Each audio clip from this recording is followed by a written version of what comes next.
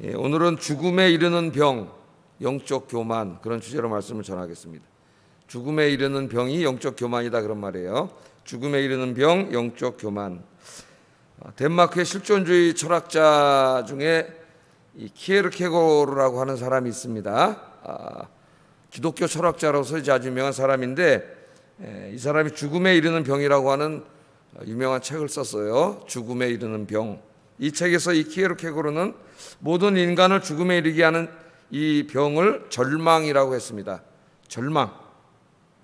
그리고 인간을 절망에 이르게 하는 세 가지의 절망을 이야기해요. 첫째는 세상에 대한 절망, 우리가 살고 있는 세상에 대한 절망. 두 번째는 다른 사람에 대한 절망, 우리가 매일매일 만나서 살아가고 있는 이 사람들에 대한 절망. 그리고 세 번째는 자기 자신에 대한 실존적인 절망. 이 세 가지를 인간이 처하는 절망이라고 했는데, 이 절망이 바로 인간을 죽음에 이르게 한다고 그렇게 이야기합니다. 자, 키에르케고르는 이 세 가지 절망은 죽음으로도 해결할 수 없는 병이라 그랬어요. 죽음으로도 해결할 수 없는 병이고, 한 번 이 절망이라고 하는 병에 걸리면 그것으로부터 영원히 벗어날 수 없는 병이다, 그렇게 말했습니다. 그러면 왜 인간이 이런 절망이라고 하는 이런 질병에 걸리게 되는가? 키에르케고르는 이렇게 말합니다. 인간이 하나님을 떠나 자신의 노력으로 자신을 구원하려고 노력하기 때문에 이 절망이라고 하는 질병에 걸린다 그랬어요. 하나님 의존하고 살면 되는데, 하나님의 은혜를 의지하고 살면 되는데, 자기 스스로가, 인간이 자기 스스로의 노력으로 구원을, 자기 자신을 구원하려고 하기 때문에 길이 없는 거예요, 자기 자신에게. 제가 주일날 설명했잖아요. 하나님이 지혜와 총명을 얻게 했기 때문에 우리 인간이 아무리 노력하고 공부하고 지식과 지혜를 쌓아도 구원에 이르는 길을 알 수 없다 그랬죠. 절망이 온다 그랬습니다. 자, 하나님 없이 자기 스스로 자기를 구원하려고 노력하면 노력할수록 인간은 점점 더 죽음에 이르게 된다, 그런 말을 합니다. 자, 그러나 자신의 무능함과 무기력함을 내려놓고 하나님 앞에 무릎 꿇으면 인간은 이 죽음에 이르는 병으로부터 비로소 벗어날 수 있다. 인간의 이 세상에 대한 절망, 사람에 대한 절망, 심지어는 자기 자신에 대한 절망. 사람들이 여기까지 오면 자살을 하지 않습니까? 여기까지 이뤘을 때 그 절망으로부터 자기가 자기를 구원하려고 아무리 발버둥 쳐봐야 길이 없는 거죠. 그러나 하나님 앞에 무릎 꿇고 은혜를 구하면은 하나님이 이 절망으로부터 우리를 구원해 준다고 그렇게 세상을 향한 메시지를 던졌어요. 자, 그러므로 키에르케고르에 있어서 이 절망은 역설적으로 바로 희망의 시작입니다. 절망이 희망의 시작이에요. 왜냐하면 인간의 편에서의 철저한 절망은, 아무리 내가 노력하고 뭘 해봐야 내 스스로 나를 구원할 수 없다고 하는 이 철저한 절망은 인간으로 하여금 자기를 넘어서서 하나님을 찾게 하는 기회를 제공해 준다고 이야기해요. 자, 오늘 우리가 읽은 이 본문도 죽음에 이르는 병에 대해서 이야기합니다. 이 병에 걸린 사람들에 대한 이야기입니다. 그런데 오늘 이 본문에 나오는 이 바리새인들을 중심으로 하는 이 유대인들이 걸린 죽음에 이르는 이 병은 키에르케고르가 말한 죽음에 이르는 병하고는 정반대편에 있는 병이라 할 수가 있겠어요. 자, 어떤 사람이 절망이라고 하는 병에 걸리면 그 사람은 그 인간에 대한 철저한 절망, 자기에 대한 무기력과 무능 속에서 절대자인 하나님을 찾게 되는데, 오늘 바리새인과 유대인들이 걸린 이 병에 걸리면 거꾸로 하나님을 찾는 게 아니라 점점 하나님으로부터 멀어지게 돼요. 그래서 제가 죽음에 이르는 병, 영적인 교만, 그렇게 이야기를 했습니다. 이 병이 바로 영적인 교만이라는 병이에요. 영적 교만.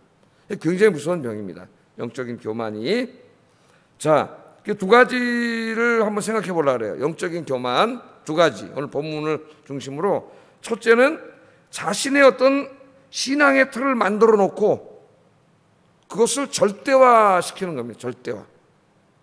어떤 신앙이나 어떤 신학에 대한 자기의 생각의 틀을 만들어 놓고 그것을 절대화시키는 것이고, 두 번째는 자기는 죄인이 아니고 의인이라고 항상 생각하는 거예요. 이 두 가지가 죽음에 이르는 병입니다. 영적인 죽음에 이르는 병.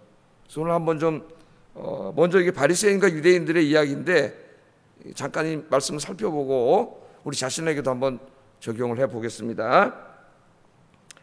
자, 오늘 이 영적인 병에 걸려서 이제 그냥 하나님으로부터 점점 멀어지고 있는 이 사람들에 대한 이야기를 하는데, 우리 예수님께서 재밌는 비유를 들어서 말씀을 하셨어요.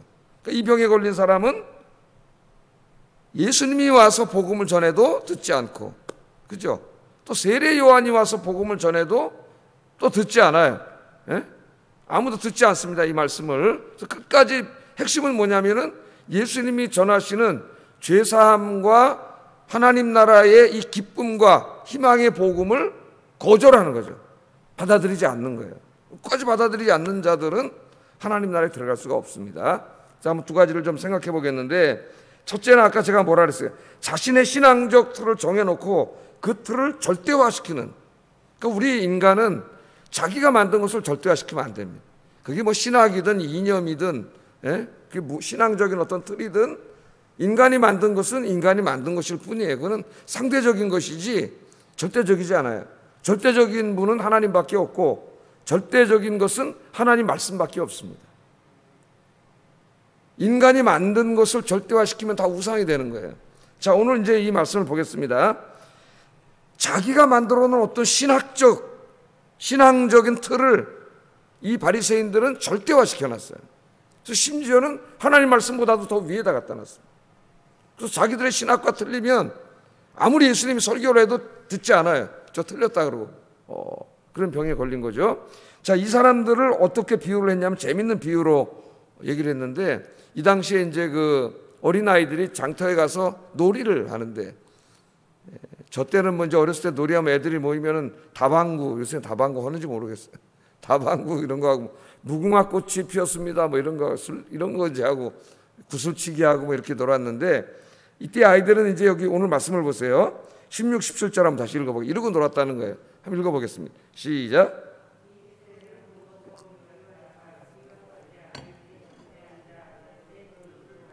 우리가 너희를 향하여 피리를 불어도 너희가 춤추지 않고 우리가 슬피 울어도 너희가 가슴을 치지 아니하였도다 함과 같도다. 어린아이에다가 비유를 하는데, 자, 애들이 이제 그 시장에 가서 이렇게 모여가지고 이제 놀이를 하는데, 아마 이 당시 아이들이 두 가지 놀이를 했던 것 같아요. 어떤 때는 피리를 불고 막 춤을 추면 흥이 나잖아요. 막 피리를 불고 춤을 추면서 잔치놀이를 막 하면은 이제 거기 왔던 아이들이 야, 그래 잔치놀이 하자 그러고 같이 춤을 추면서 다 잔치놀이를 하는데, 그중에 어떤 애들은 하지 않았고, 야 지금이 얼마나 슬프고 우울한데, 이 코로나 없었지만 예를 들어 지금 코로나가 이렇게 많이 나가는데 무슨 잔치놀이를 해, 피리를 불고 춤을 춰. 그리고 비난하면서 안 하는 거예요. 참여하지 않는 거예요. 근데 또 이제 좀 있다가 애들이 잔치놀이 안 하고 그러면, 야 그러면 오늘 그러니까 우리는 그러면 이렇게 우리 슬픈 노래 장성곡 부르면서 장례식 놀이 하자. 장례식 놀이입니다. 오늘 여기 나온 게 슬픈 노래 부르면서 장례식 놀이 하자. 그러면 또 딴 핑계를 대면서 아이 좀 기분 좋아지려는데 뭘 또 이렇게 우울하게 장례식 놀이를 하냐. 그러면서 또 반대하면서 장례식 놀이를 안 하는 거예요. 아까 뭐 때문에 안 했어요? 춤추고 즐겁게 노는 놀이 하면 또 지금이 뭐 이런 때인데 그런 놀이를 하냐 그러면서 반대하면서 또 그런 놀이 참여 안 하고 놀이에다 깨방 쳐놓고, 또 그럼 장례식 놀이 하자 그러면 또 그 핑계를 대면서 또 장례식 놀이 뭐 그런 놀이 하냐면서 또 깨방 쳐놓는 거예요. 그러니까 이래도 비난하면서 안 하고 저래도 반대하면서 안 하고 그런 아이들이 있었다는 거예요. 이때에. 지금도 그렇잖아요. 어떤 때 교회에서도 그렇잖아요. 뭐 하자 그러면 또 뭐 비난하면서 안 하고, 그럼 또 그거 하자 그러면 또 딴소리 하면서 안 한다 그러고, 항상 이래도 욕하고 저래도 욕하고 뒤에서 그러는 사람들이 있죠. 이게 병에 걸려서 그래요. 영적인 병에 걸려서. 아이들이 이제 그렇게 놀면서 반대를 했습니다. 이게 예수님께서 유대인들과 바리새인들과 유대인들의 이 불신앙적인 태도를 지적하시면서, 바로 장례식 놀이 하자 그러면 그것도 핑계대면서 또 안 하고, 또 그럼 좀 기쁜 놀이 하자, 잔치 놀이 하자 그러면은 그것도 옆핑계 저핑계 대면서 또 참여하지 않는 이 아이들, 항상 반대하고 비난하고 욕하고 하던 모든 놀이들을 다 깨방쳐놓는 이 아이들의 비유를 했어요. 바로 그와 같다. 지금 바리새인과 유대인들이 예수님께서 그렇게 말씀했습니다. 자, 한번 보세요. 세례 요한이 와서 메뚜기와 석청을 먹으면서 금욕적인 생활을 했고 회개의 복음을 전했습니다. 그랬더니 뭐라 그랬어요? 세례 요한을 향하여 뭐라 그런다 그랬어요? 오늘 말씀을 보니까 저는 귀신 들린 놈이네 그랬다는 거예요. 귀신 들린 놈. 금식하고 그러니까 귀신이 들렸다 그러는 거예요. 근데 예수님께서 오셔서 천국 복음을 증거하시고 또 먹고 마시면서 죄인들과 함께 잔치를 열고 하나님 나라가 이 땅에 임했다는 걸 알리기 위해서 기쁨의 잔치를 막 열고 이러니까 또 이번에 뭐라 그랬어요? 아까 금식하고 금욕할 때는 귀신 들린 놈이라고 욕하더니 이제는 예수님이 오셔서 막 잔치를 여니까 뭐라 그래요? 야, 저것도 먹기를 탐하고 포도주를 즐기는 자네. 그러면서 또 비난을 했다는 거예요. 이게 똑같잖아요. 하는 짓이. 자, 왜 유대인들이 세례 요한과 예수님의 이 설교에 귀를 막았을까요? 자신들만이 가지고 있는 독특한 어떤 그 종교적인 틀을 가지고 있었죠. 바리새인들. 특별히 유대인들은 율법을 해석해서 어떤 일은 해야 되고 어떤 일은 하지 말아야 되는가 하는 강령을 만들었는데 613개나 만들었어요. 해야 될 것과 하지 말아야 될 것. 그러니까 유대교는 굉장히 피곤한 종교입니다. 안식일 날도 해야 될 것과 하지 말아야 될 것 몇십 개 강령이 만들어져 있기 때문에 안식일이 돼서 성전에 오면은 주님 앞에 와서 안식을 누리는 게 아니라 거기 와 있는 바리새인들이나 이런 제사장들이 다 쳐다보는 안식일을 범하나 안 범하나. 그 예수님이 안식일을 병 고치니까 네가 안식일을 범했다고 막 욕하고 막 때려 죽이려고 그러잖아요. 막. 이런 종교가 됐어. 굉장히 피곤한 종교가 됐고 자기들이 만들어 놓은 그 한락화 방식으로 하나님을 섬기지 않으면 다 틀렸다 이렇게 생각을 하고 절대 받아들이지 않았어요. 그러니까 이 자기들이 만들어 놓은 이 어떤 하나의 유대교의 신학이라고 할 수가 있겠어요? 신학이라고 할 수도 있고 신앙적인 틀이라고 할 수도 있겠는데 이것이 하나님의 영감된 계시의 말씀보다 이 계시의 말씀을 자기들이 해석하고 적용해서 책을 만든 그 신학이 하나님의 계시의 말씀보다 더 위에 올라간 거예요. 이게 더 위에 있어요. 그러니까 하나님 말씀도 자기들이 만들어 놓은 인간의 어떻게 보면 신학밖에 안 되는 거를 하나님 말씀은 그 밑에다 놓은 거예요. 근데 하나님이신 그분이 예수님이 오셔가지고 하나님 말씀을 증거하는데 그게 틀렸다고 안 받아들이는 거예요. 왜? 자기들의 틀에 맞지가 않아요. 자기들의 메시아 틀에도 맞지도 않아. 그래서 받아들이지 않는 거예요. 세례 요한이 전하는 것도 받아들이지 않는 거예요. 우리가 이 말씀을 두 가지로 적용을 해볼 수 있습니다. 첫째는 믿지 않는 세상 사람들에게도 적용할 수가 있겠는데요. 그들이 제가 주일날 이야기한 것처럼 헬라인은 지혜와 지식을 구하고 유대인들은 권능을 구한다 그랬죠. 기적을 구해요. 그것을 요구하면서 자기들 틀을 만들어 놓고 기독교, 예수님, 기독교의 구원의 이야기는 도저히 있을 수 없는 말도 안 되는 이야기다. 그러면서 배척한다고 제가 말씀드렸죠.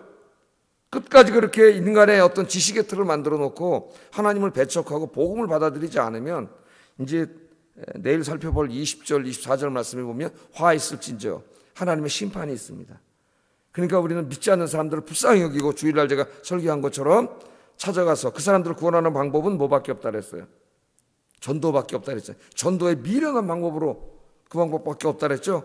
세상 사람들이 바라보기에는 십자가에서 죽으시고 부활하신 예수님은 그 미련하고 미개하고 말도 안 되는 이야기 같은 거지만 그 말씀을 우리의 입으로 선포하고 저 사람이 듣고 있을 때 그 말씀 자체가 능력이기 때문에 그 사람을 변화시키고 생명을 구원하는 역사가 일어난다 그랬습니다. 할렐루야. 근데 오늘 제가 이제 주일날 그 설교를 했고 오늘은 좀 교회 안에 있는 우리들에게 좀 이 말씀을 적용해 보려고 해요. 신앙생활을 오래 하다 보면은 저 같은 사람이 또 신학을 공부하다 보면은 어쩔 수 없이 인간은 자기만의 어떤 신앙적인 틀이 생깁니다. 목사만 생기는 게 아니라 여러분 모두가 다 생겨요.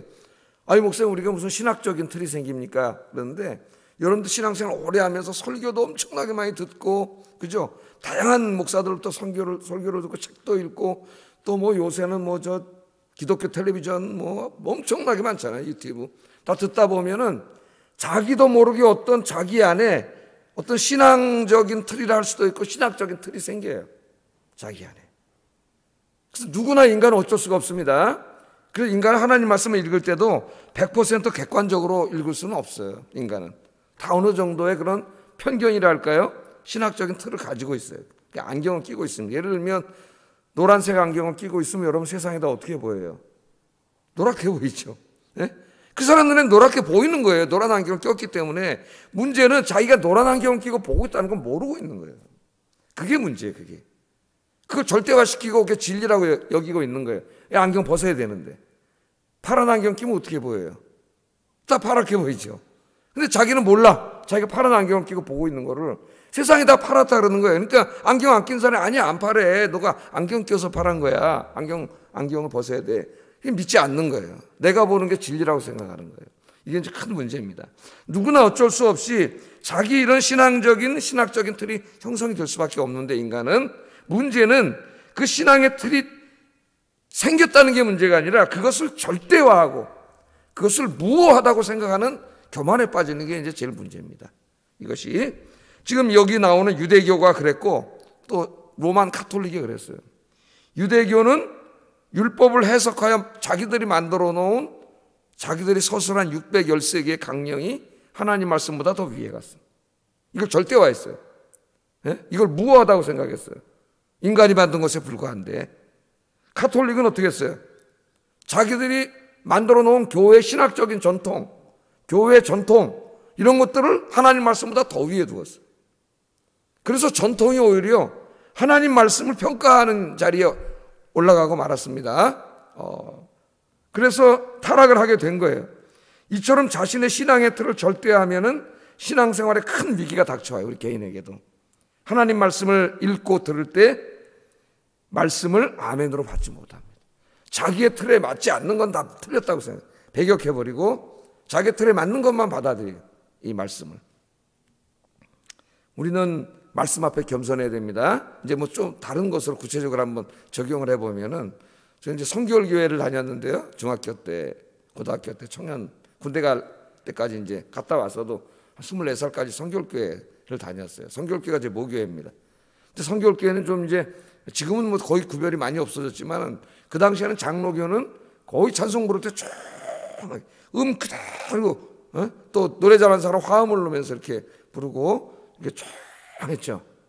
여기서 어디 저기에 드럼을 치고 기타를 쳤다 하는 큰일 나죠. 이 타락했다고 난리가 나고 옛날에 그 김장환 목사님 맨 처음에 복음송을 가져와서 불렀다가 막 장로교 목사들이 이제 김장환이 마유새끼라고 막 그러고 막 이 정도 했으니까 예? 저는 이제 성결교를 다니면서도 찬송을 부를 때 손뼉을 치고 막 이러고 부르고 찬송가 막 기도원 가서 보셨잖아요. 예수님 저다 이러고 부르지 이렇게 안 불러. 근데 저는 고등학교 때 이성적인 사람이기 때문에 굉장히 싫었어요. 그래서 찬송가 부를 때 내 색으로 생각하기를 고등학생이 왜 손뼉을 치고 부르냐. 손뼉만 치는 게 아닙니다, 여러분. 이제 의지에 앉으면 어떻게 해요? 예수님 찬양 예수님. 오늘 목사님도 얼마나 이거 잘 치시는지 흉내도 못 내겠어요. 이 손으로는 이렇게 하고 이걸로는 박자를 쳐요. 잘 못하겠어요. 따락 하는데 그게 싫었어요. 이게 술집이냐 이런 생각. 술집도 아닌데 뭐 젓가락 두드리고 노래 부르는 것도 아니고.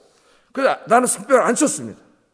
나 아무리 다 쳐도 성결교회에서 그냥 불렀어요. 가사를 음미하면서 탁 불렀습니다. 근데 이제 어느 날 성경을 계속 읽다 보니까 시편을 읽다 보니까 시편에는 박수만 칠 정도가 아니라 막 쏘고치고 춤추고 막 이렇게 찬양을 부르는 게 계속 나오는 거예요. 이거 내 생각이 틀렸구나. 이거 내가 하나의 그 찬송은 이렇게 불러야 된다는 게 내 신앙적인 혹은 신학적인 틀이 돼버린 거지. 그래서 그렇게 안 하고 있는 사람들을 다 이게 지금 노적 떤다 그러고 왜 저러냐 그러고 속으로 불만을 품고 이게 목사님 왜 자꾸 이거 치고 막 쿵딱쿵딱거리고 막 이런 생각을 했는데 성경을 읽다 보니까 성경에 은혜 받고 성령이 내리니까 그 사람들이 의도적으로 그런 건 아니지만 막 어떤 사람 춤추고 막 다윗은 막 성경을 읽다 보니까 하나님 앞에서 춤추다가 막 바지가 내려가는지도 모르고 춤을 추고 막 이런 것을 읽으면서 서서히 조금씩 내가 바뀌기 시작했어요. 이게 내 생각이 잘못된 거구나. 하나님 말씀을 보니까 성령이 충만하고 은혜 받은 사람들은 손뼉을 치기도 하고 물론 다 손뼉을 친다는 건 아니에요. 어떨 땐 찬송을 뭐 음미하면서 부를 수도 있고 그러지만은 다 그렇게 하더라는 거죠. 그래서 이제 그때 제 생각을 바꿨어요. 저도 이제 교회에서 드럼 치는 거 굉장히 싫어하는 사람이에요. 근데 다 막 타악기도 치고 막 현악기도 치고 다 하면서 하나님을 찬양하잖아요. 제가 그 청년 때만 해도 그 무슨 성교회 이런 데서 막 찬송 부르는데 막 애들이 막 찬송 부르 나왔습니다. 그냥 그게 있을 수가 없었어요. 그 안에서. 나왔어요. 맞지가 않아가지고. 예? 근데 읽다 보니까 그렇게 그들이 은혜 받아서 하는 현상들이 성경에도 많이 나타나는 걸 알고 저의 잘못된 그 편견을 내려놨죠. 안 그러면 계속 비판하고 있고 하지 않고 그랬을 거 아닙니까? 제가 맨 처음에 이제 우리 교회 와서 복음성을 보고 그랬더니 이제 좀 우리 어마님들이 옛날에 여러분 잘 아시는 그 유명한 권사님 어머님들이 앉아갖고 맨날 뒤에서 욕했다 그래. 찬송도 안 부르고 뭘 저런 걸 부르냐 그러면서 그랬다 그래요. 그게 큰 잘못이죠.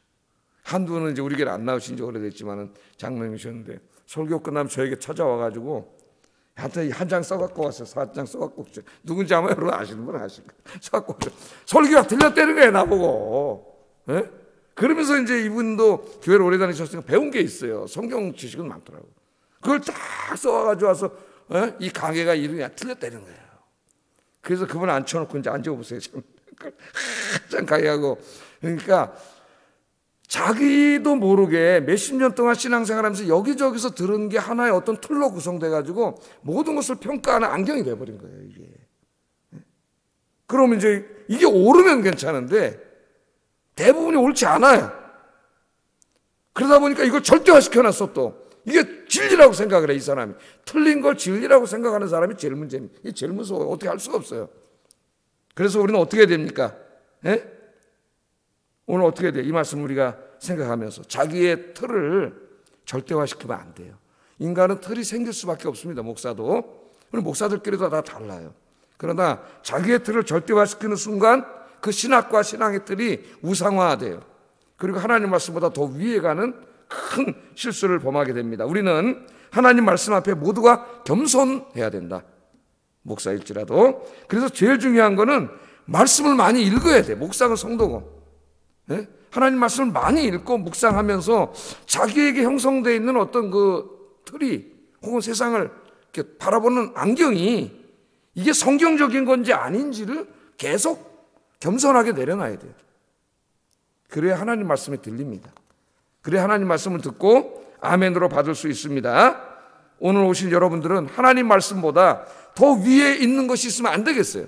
그게 내 신학이든 내 생각이든 내 사상이든 이념이든 그 무엇이든지 우리는 항상 하나님 말씀을 최위에 놓고 그 말씀을 늘 읽고 묵상하면서 그 말씀을 배우면서 말씀 앞에 순종하고 내가 오랫동안 생각하고 옳다고 생각했던 어떤 신념이라 할지라도 하나님 말씀과 다를 때는 과감히 깨버리고 말씀 앞에 무릎 꿇고 돌아오는 저와 여러분 되기를 주의 이름으로 축복합니다. 그렇지 않으면 하나님 말씀을 들을 수가 없어요. 하나님 말씀. 자, 또 한 가지만 더 한번 생각해 보겠습니다. 죽음에 이르는 병의 두 번째 증상은 자신이 죄인이라는 사실을 잊어먹는 거예요. 자기를 어느 순간에 의인이라고 착각할 때가 있습니다. 의인이라고. 예수 믿은 지 얼마 안 되는 사람이 이런 병에 걸릴까요? 오래된 사람이 걸릴까요? 신앙생활 굉장히 오래 하고 직분을 받고 한 번도 교회를 떠난 적이 없고 주일을 범한 적이 없고 11조를 다 드리고 기도하면서 교회 안에서만 평생을 자랐던 사람들, 탕자 비유에 나오는 마치 형처럼 아버지를 속삭인 적도 없고 집 나간 적도 없고 자기 동생처럼 그렇지만은 그 회개하고 돌아온 동생을 받아주지 못하고 사랑하지 못하고 미워하고 시기하고 질투하고 그렇게 살아가는 사람의 모습으로 신앙생활을 할 수 있습니다. 저 동생은 죄인이고 자기는 의인이라고 생각. 왜 의인인 나에게는 아버지가 아무것도 안 해주면서 동생인 저놈에게만 잔치를 베풀어 주느냐, 이런 생각을 가질 수가 있는 거예요. 이런 생각을. 자, 오늘 이제 말씀해 보세요. 예수님을 비판하면서 뭐라 그랬다 그랬어요? 19절에 보면 보라, 먹기를 탐하고 포도주를 즐기는 자요, 세리와 죄인의 친구로다. 그렇게 예수님을 비판합니다. 예수님 누구랑 어울려서 놓으셨어요? 예수님 왜 오신 거예요? 이 땅에 병자들을 고치러 왔다 그랬죠. 영적인 병자들 누구예요? 죄인들이잖아요. 세리들, 창기들, 그 당시에 죄를 짓고 살던 사람들, 그 사람들을 다 구원하러 온 거예요. 근데 바리새인들은 그 사람들은 죄인이고 자기들은 의인이라고 생각을 했다. 근데 예수님이 볼 때는 바리새인들이 더 죄인이에요. 저놈들이 더 나쁜 놈이에요. 미선자고, 그죠? 회칠한 무덤이고 독사의 새끼들이고, 뒤에서는 하나님보다 돈을 더 사랑하고 자기들은 말씀대로 살지도 않으면서 한락하 만들어 놓고 사람들은 막 말씀대로 살아난다는 점검이나 자기는 하나도 그렇게 안 살아요. 그렇게 행동을 해. 그걸 다 예수님 알고 계시잖아요. 그런데 사람들 앞에 자기는 의인이라고 생각. 하나님 앞에 기도할 때도 어떻게 기도해? 성전에 와서 다 하나님, 나는 11조를 드리고 예배를 드리고 금식을 하고 구제를 하고 하나님 제가 왔습니다 이러잖아요. 근데 저 뒤에 세리는 어떻게 해요? 세리는 원래 죄인이죠. 그 사람은. 그 사람 감히 얼굴도 못 들고 하나님 앞에 나와서 죄인이라고 무릎 꿇을 때 누가 예수님 앞에 칭찬을 받아요? 그 죄인이 칭찬을 받잖아요. 바리새인은 겉으로 사람들이 볼 때는 저 사람 굉장한데, 신앙생활도 열심히 하고 교회 항상 주일 성수하고 예배 다 참석하고 그런 사람인데, 그런데 예수님이 보니까 그 뒤에 보이지 않는 곳에서는 엉망진창인 사람이에요. 자, 예수님은 뭐라 했냐면 죄인들의 친구라 그러는 거예요. 자, 그 말 속에는 뭐가 담겨 있어요? 자기들은 죄인이 아니라는 거잖아요. 그죠? 저런 죄인 같은 놈들, 저런 장기들, 세리들, 저런 시장에서 싸우고 맨날 술 먹고 저런 놈들, 자기들은 뭐야? 우린 주일날교회에서 예배 쫙 드리고, 나 교회를 떠난 적도 없고 술도 안 마시고 담배도 안 피고 난 의인인데, 저런 죄인 놈들 똑같은 거예요. 그렇게 자기들은 의인이라고 그렇게 생각했습니다.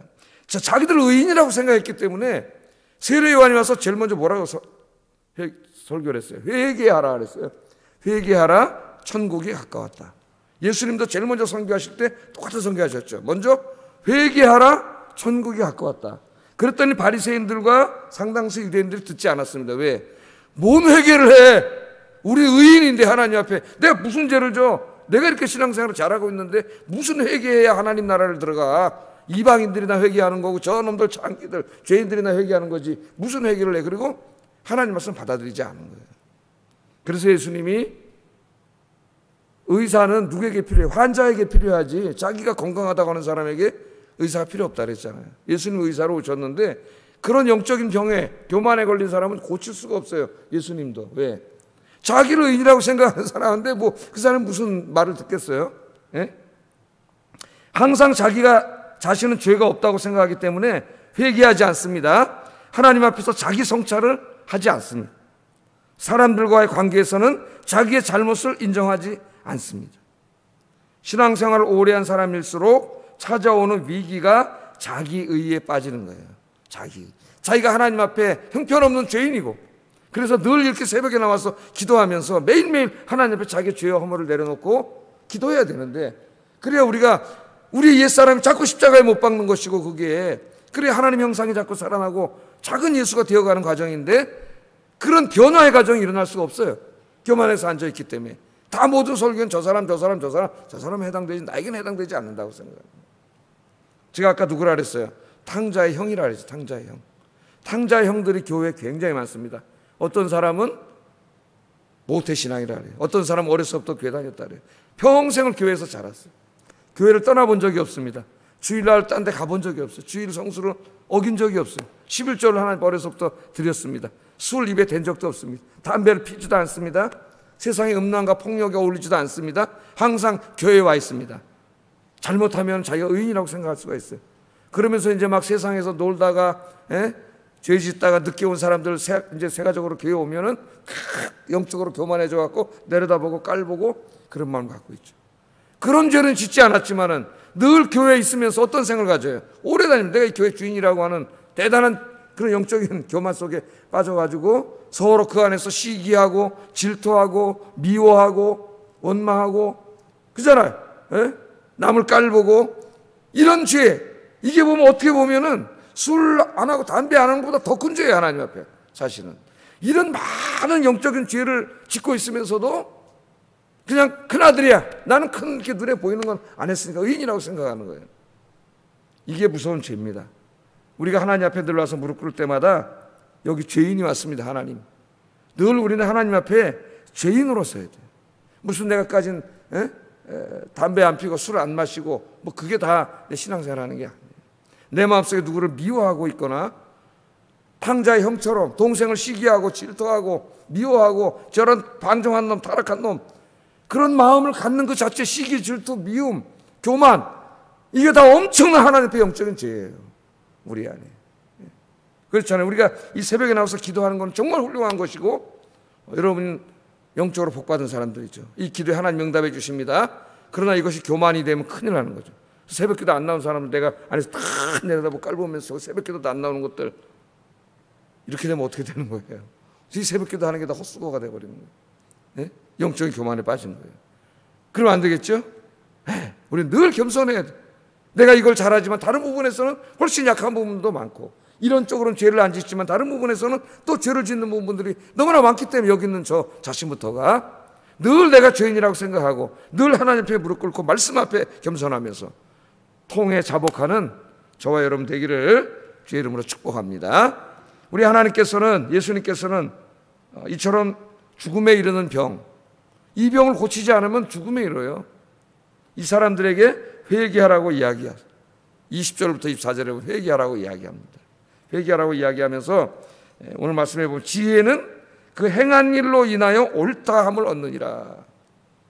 예수님을 죄인의 친구라 그러고 세례요한을 미쳤다, 저 귀신 들린 놈이라 그러고 그러니까 예수님이 하시는 말씀이 지혜는 뭐로 옳다함을 받아요? 행한 일로 인하여 옳다함을 받는. 지혜는 예수님을 말하는 겁니다.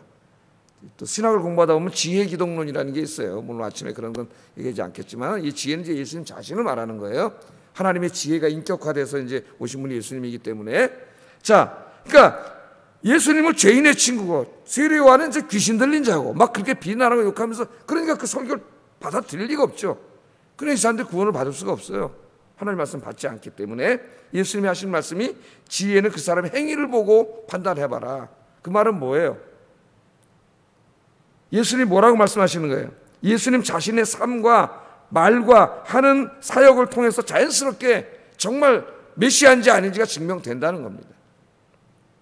그러니까 여러분들이 진짜 참 장로인지 참 권사인지 집사인지는 여러분 스스로가 자기 PR을 하고 막 광고를 내서 증명되는 것도 아니고 또 몇몇 사람이 험담한다고 손상되는 것도 아니에요.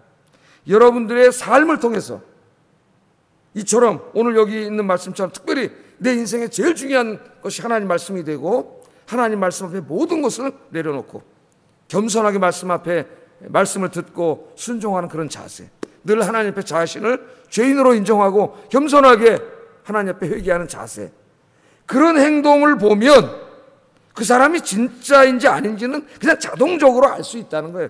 험담이나 이런 것을 알 수 있는 게 아니라 신앙은, 참 신앙은 나의 삶의 모든 모습을 통해 자연스럽게 드러나는 거죠. 내가 막 경건한 사람인 척 위선하지 않아도 경건한 사람은 그냥 자연스러운 삶을 통해서 나타나는 거예요. 그게 몸에 배기 때문에. 오늘 우리가 모두 부족하지만 저를 비롯해서 이와 같은 하나님께 칭찬받는 주의 종들이 되기를 주의 이름으로 축복합니다. 기도하겠습니다. 하나님의 말씀보다 더 높아진 것 있습니까? 내 생각, 내 신앙의 틀, 내 신학의 틀, 하나님의 말씀보다 더 높아진 게 있으면 안 되겠어요? 나 자신의 잘못된 신학적 틀을 말씀으로 깨부수고 하나님의 말씀만을 절대화하게 하소서. 이렇게 기도하겠어요. 두 번째는 늘 나 자신의 죄와 허물을 바라보고 겸손하게 무릎 꿇고 회개하게 하소서. 기도하겠습니다. 사랑과 은혜가 충만하신 아버지 하나님, 오늘